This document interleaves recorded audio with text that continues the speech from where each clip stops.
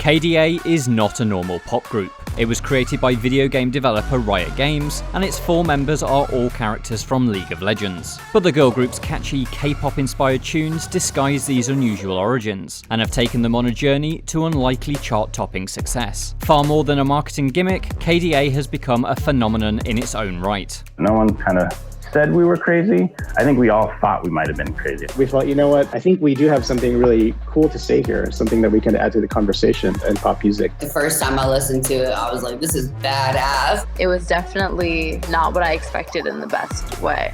This is the inside story of how the studio behind League of Legends took on the music industry and created a pop sensation.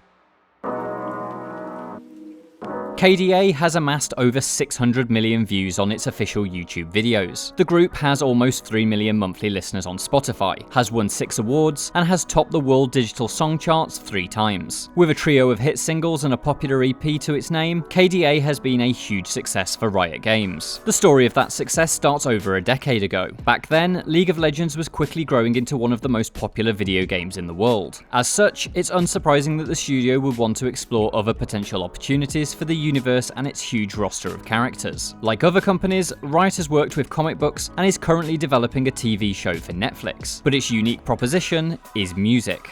A lot of us, most of us were fans of music, passionate about music, and so it's our way to kind of really invest and kind of express ourselves. So we take music to not be just a complimentary thing, but we like to lead with it, and so it's our way of really connecting with players in that way. The developer's earliest moves into the scene came through creating songs for its yearly League of Legends tournament, Worlds. Each year, Riot collaborates with acts such as Imagine Dragons for the competition's huge opening show. But Riot's music team had larger ambitions than just an annual anthem. Getting into how music and kind of, taking characters or kind of alternate fantasy versions of our characters, right? Making them kind of more like either a metal band or pop stars, right? And really having music be a core piece of that expression and living in what we're kind of calling internally, at least, our music universe. That universe began in 2010 with Pentakill, a set of heavy metal inspired skins for a handful of League of Legends characters. But Riot saw an opportunity to go beyond cosmetics. That came from being a passion project, our exploration and love for metal, and kind of just seeing fans gravitate towards, Pentakill's a band, and we just kind of asked ourselves, like, well, what if they were a band?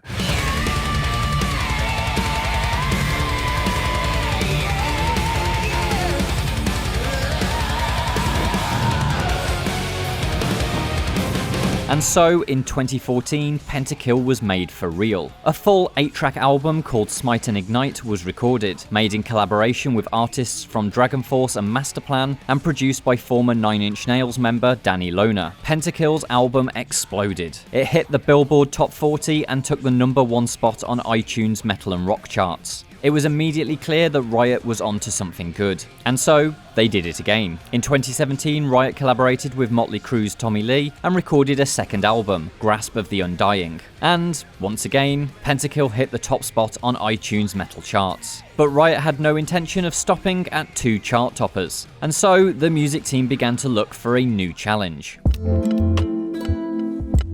Nobody was like, hey, we need to find a band. We wanted to explore this. Like, a lot of us internally were kind of excited about, kind of big fans of pop and K-pop. Many of us had been listening to K-pop way before, and just what was going on in kind of, some pop, but also as well as in K-pop specifically, was really interesting. South Korea is one of the most important countries for Riot. It is home to one of the largest League of Legends player bases, as well as the most successful team in the game's professional scene. Basically, League of Legends and Korea are a perfect match. But Korean pop is also one of the fastest growing music genres on the planet, expanding well beyond its birth nation and into the West. But what exactly is K-pop? If you're unsure, here's University university professor I-DLE to give a crash course in the rise of Korea's diverse music scene.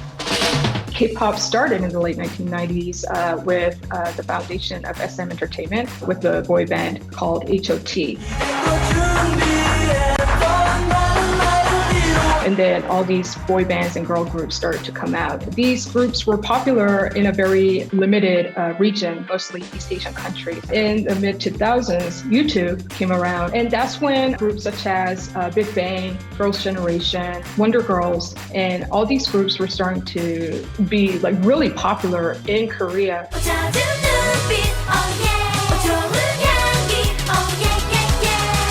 I don't think US was ready for K-pop back in the day. It didn't really go well until 2012. Oppan Gangnam Style. Even though it was popular in the US, it was a success by surprise. Psy didn't plan to enter the US market. He was forced to because the song went viral. His other songs that came after Gangnam Style didn't really do much until BTS started to get recognition and started to win awards at BBMAs as the top social artist. That's when people started to pay attention to K-pop again because of BTS. And then that led to Blackpink and all these other K-pop groups. I would say the third generation Western industry is realizing that there is great interest by the US fans in the K-pop groups and that they can actually generate a lot of profits for them.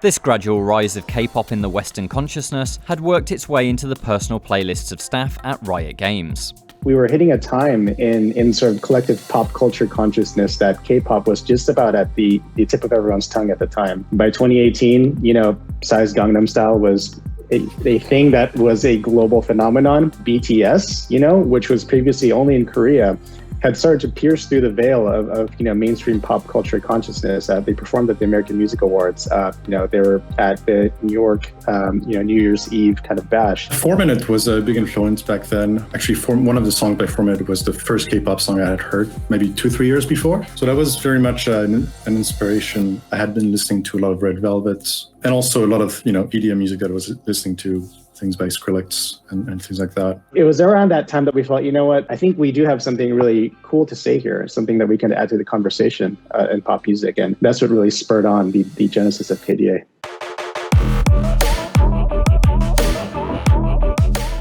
With K-pop on everyone's minds, the Riot music team set to work on finding the sound they wanted to work with for their next project, and so began the process of creating the next League of Legends virtual band, an all-girl pop group called KDA. We first started with trying to figure out what was KDA's sound, and when we sat down with our composer, Sebastian, I think the thing that we were all really attracted to was the idea that if we had to really describe a pop sound that we were going for, it would come down to 2 words: hard-hitting and fun. This kind of non-stop kind of propulsion throughout the entire song is kind of something we wanted. Something really intense, really driving, nothing down-tempo. Those 2 words eventually became the pillars, the foundation for how we would start to think about KDA and all the different aspects, from look to tone of music to even the actual people that we would sort of draft into the group. The story is interesting because it's one that's being written in real time. But the core basis of it was inspired by the fact that we actually did have a previous pop star skin for Ahri. She was a single act.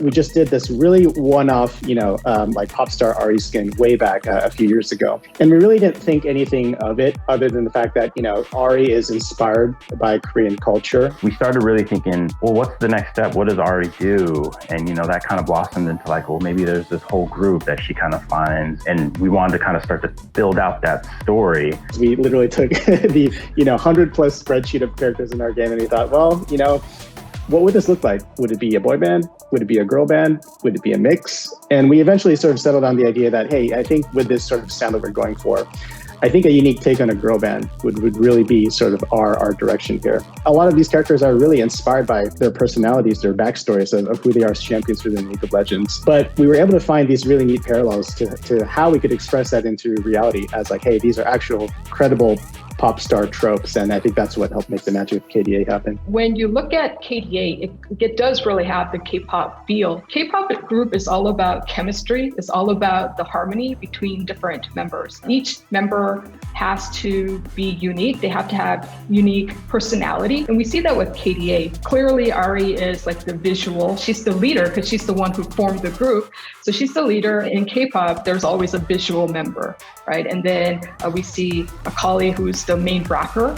And then we see Evelynn as like the diva, the main vocalist. And then Kai'Sa is the main dancer. So they all have like each role and responsibility they take as a group. And as a group, they complement each other and bring the best results. That's what K-pop is about, combining members to bring the best results. And in that sense, I feel like KDA is very K-pop-like. As exciting as KDA was shaping up to be though, the team did have some trepidations. As music and lyrics were put together for the group's debut single, there were worries about getting the K-pop sound right. That was a big thing in my head as the song was being developed, is what will K-pop fans think of it? Will it kind of stand up to all the songs that I've liked and things like that? It was vital that KDA's first single sounded as authentic as possible, because it was the song that would elevate them from a group of video game characters to genuine pop stars. KDA's debut track was Pop Stars, an infectious, energetic single that weaves between fierce verses, melodic bridges, and an anthemic chorus. Now it's KDA.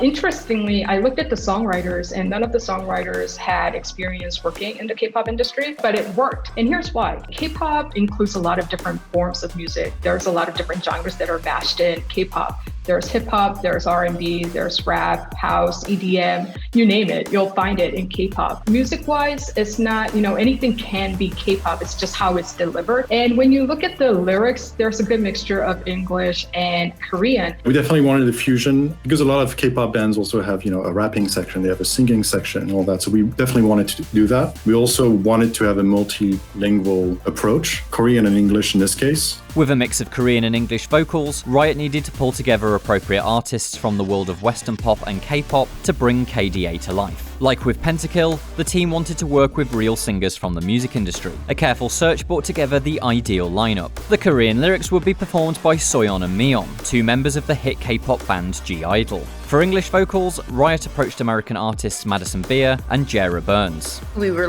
planning to do something for I would say 2 years, and then KDA kind of came as an idea, and it felt really perfect and it felt really authentic and the best call to action. The second that the idea, was even brought up, we all were like, yeah, that's what we should be doing. I remember they basically had Madison picked out already. They had the 2 G-Idol girls picked out already, and then they were looking for the last person. So they hit Interscope and was basically, do you guys have anybody that, you think might work for this? And so they pitched my name. The first time I listened to it, I was like, this is badass. I was like, I'm definitely gonna get on this. And yeah, off rip, I loved it. So immediately I was in. I was like, this is amazing. This is so awesome. I definitely thought it was going to be a little more soundtrack sounding, if that makes sense. Play in the background when people are playing the game, but then it's this super badass song that's empowering and has this awesome message. And so it was definitely not what I expected in the best way.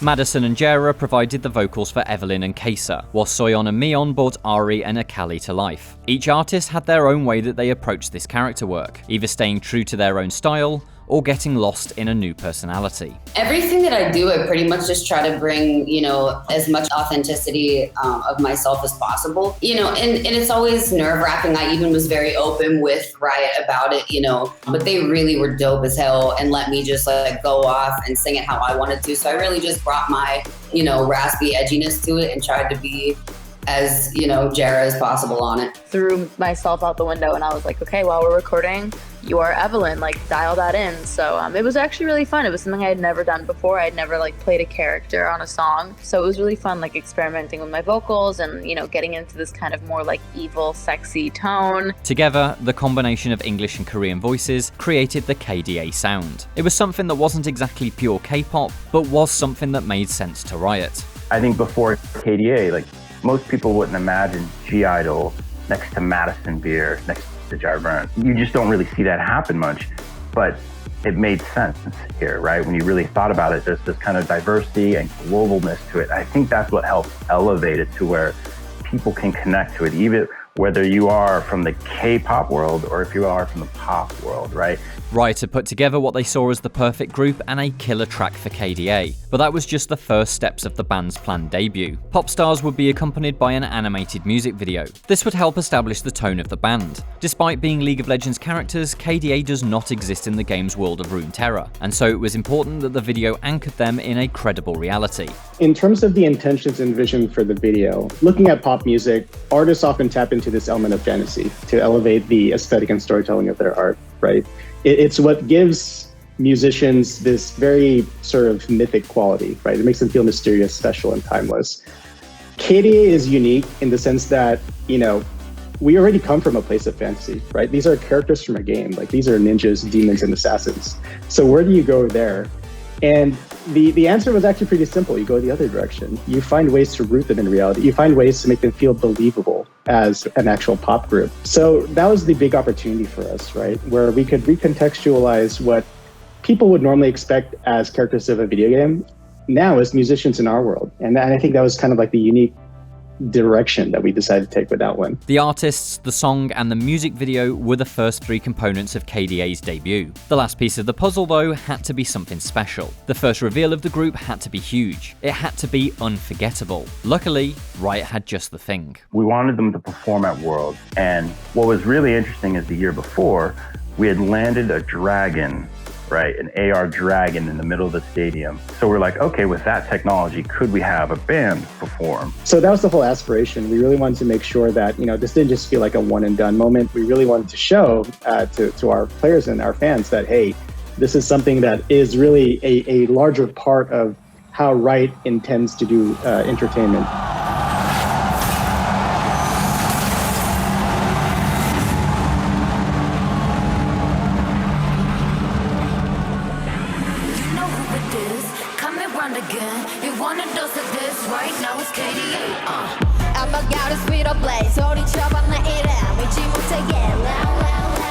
Wow, seeing them debut and you were there for it, it was a moment for our players and just fans or new fans of KDA. That was insane. It was the first time I ever did like a stadium performance with that many people. So personally, I was super excited, nervous. You know, I felt like I was gonna throw up before I went on stage. You know, it's pretty strange performing with someone who's not actually physically there, but you know that everyone who's watching at home can see them. And obviously we were like really thoroughly prepped for that. And we had their markings on the stage where we knew they were going to kind of like spawn up and whatnot. And I mean, I had never experienced something like that remotely in my life. So it was a really cool experience for me. It was definitely a moment where I feel like it just all meshed and became real at that point. That was so much fun. And it was really awesome seeing everyone's faces kind of light up in the crowd, and yeah, opening it was an honor, and yeah, it was really fulfilling. And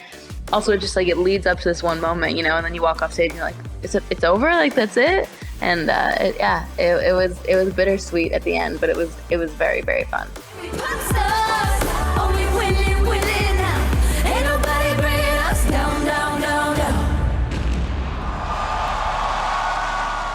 Popstars was revealed to the world on November 2nd, 2018 at the League of Legends World Championships. It immediately went viral, with the music video racking up 100 million views in just 1 month. The single topped Billboard's World Digital Song Sales, made it to number 5 on the Apple Pop Music charts, and hit number 1 on Apple's K-pop charts. KDA was a success, but that was just the beginning. Riot wanted more. The big question we had was, okay, how are we going to follow up on Popstars? How are we going to make it as cool and hopefully liked by people, but not the same? Because we could do another Popstars, but we don't want it to just feel like the same song over and over again, just a variation on it. And also we wanted to do more songs than just one. The answer to this question was to create All Out, a 5-track EP that featured songs focusing on each member of KDA.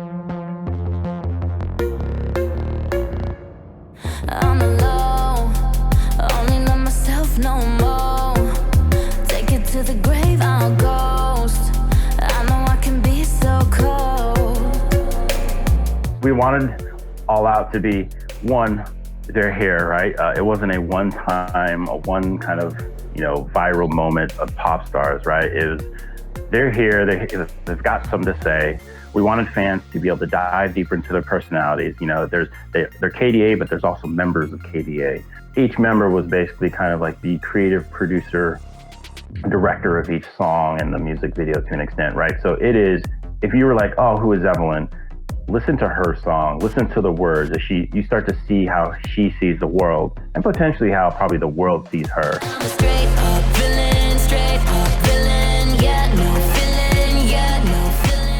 An early idea was to do a song per champion, which is pretty much what we did. And we knew we wanted a big single that was going to be performed live. That would be kind of the follow-up of Pop Stars.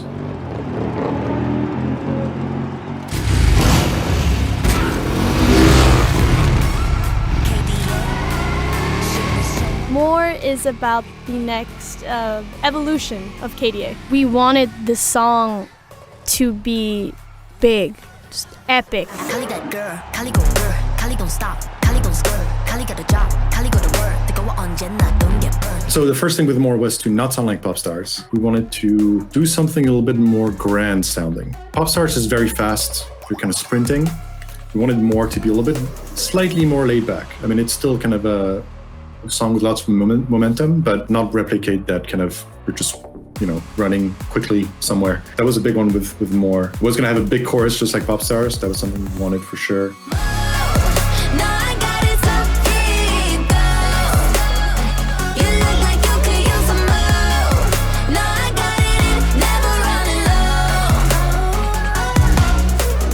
All Out was an opportunity to showcase a different kind of sound for KDA. To further explore the group's potential, Riot decided to work with a variety of new people alongside the existing KDA artists. Alternative vocalists were brought in for some tracks, including members of the K-pop group Twice. A new character called Seraphine was added to the group as a guest vocalist on More, voiced by Chinese singer Lexi Liu. Riot also collaborated with a songwriter who had already made a significant mark in the world of K-pop, Rebecca Johnson. Better known as Becca Boom, she has written for Blackpink, one of Korea's most recognizable pop groups, among others. She co-wrote all 5 of the tracks on All Out. So with Becca, what was cool is she has this different attitude to her kind of delivery and rap that we wanted to explore. And that's kind of a big thing that we wanted with Becca, was that kind of extra attitude, especially with the BADDEST and all the other raps. We wanted that to really be a forefront of the experience. We do see a bit of like K-pop influence in that way, although Rebecca Johnson is not a K-pop artist,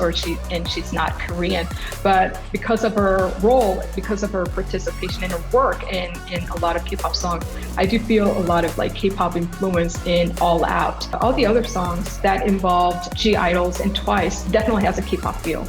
All Out released in 2020. Its 2 singles, The Baddest and More, both hit #1 on the Billboard World Digital Song Sales, and the EP itself hit #1 on Billboard's US Heatseekers album chart. It has been streamed millions of times on Spotify. Once again, KDA had found success. And so, that leaves one question. What next?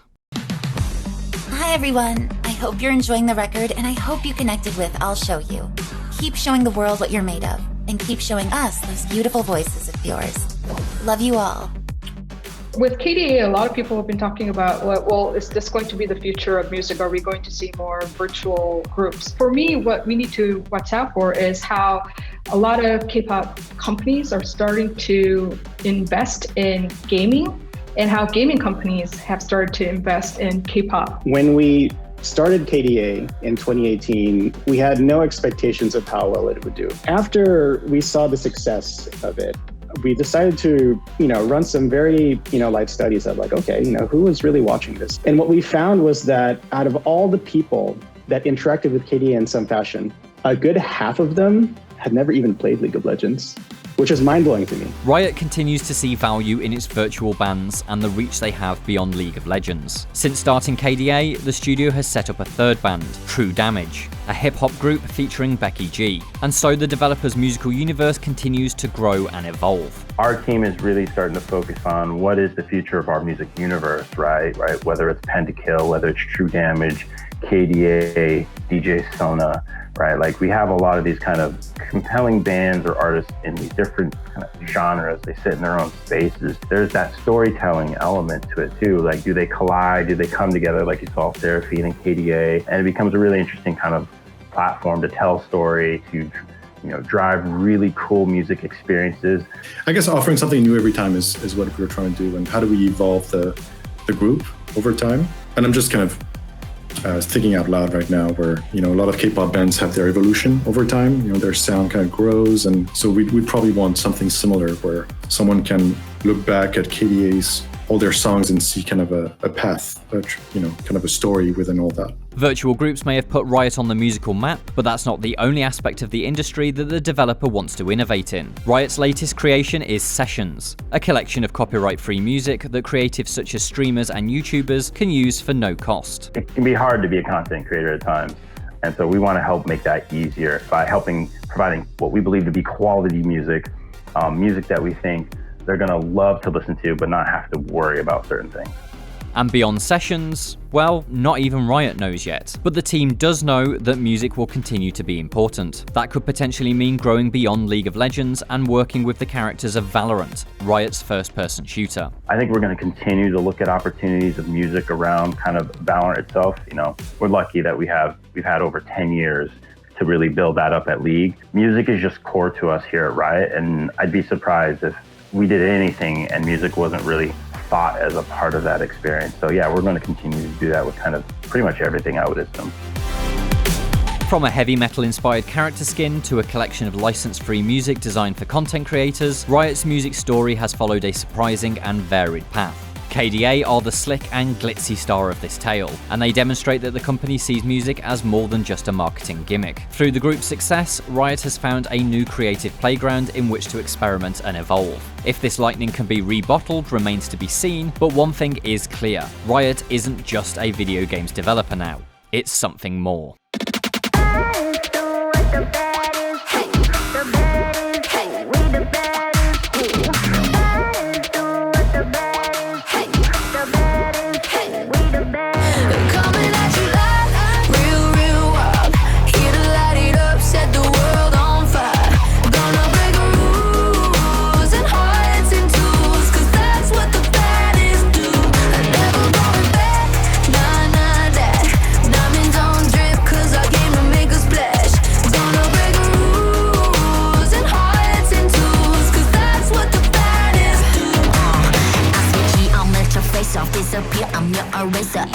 Just like a razor, murked up in this world, my place. I got all the boys on me, I got all the lines on ring. Not good there, turning heads, I got all the eyes on me.